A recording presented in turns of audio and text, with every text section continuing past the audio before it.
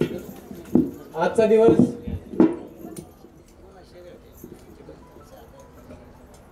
दिवस खरंच आपल्यासाठी खास आहे, कारण आज आपल्या भगिनींसाठी त्यांच्या चेहऱ्यावर पुन्हा एकदा आनंद फुलवण्यासाठी आपण इथे एकत्र सर्व जमलेलो आहोत। सर्वप्रथम कार्यक्रमाचे प्रमुख, आपल्या धाराशिव जिल्ह्याचे प्रेरणास्थान मानले जाणारे आपल्या सर्वांचे लाडके खासदार ओमदादा, आपल्या कळंब तालुक्याचे आपल्या सर्वांचे लाडके आमदार कैलासदादा, नाम फाउंडेशनचे संचालक शेळके सर, महेश पोद्दार सर आणि सर्व उपस्थित मान्यवर, पाहुण्यांचे मनपूर्वक स्वागत आणि मनापासून आभार। आजचा हा कार्यक्रम म्हणजे फक्त धान्य वाटप नाही, तर माणुसकीचा, एकतेचा आणि संवेदनशीलतेचा एक उत्सव आहे। सर्वप्रती किरण आहे आणि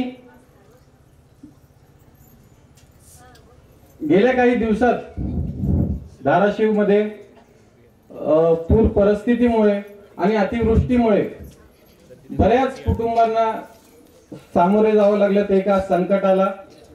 बऱ्याच कुटुंबांना, बऱ्याच महिलांच्या जमिनी वाहून गेल्या, बऱ्याच महिलांच्या शेतात पाणी, सगळ्या जमीन पाण्यामध्ये होती। अनेक महिलांना पुन्हा उभं राहणं खूप कठीण झालं।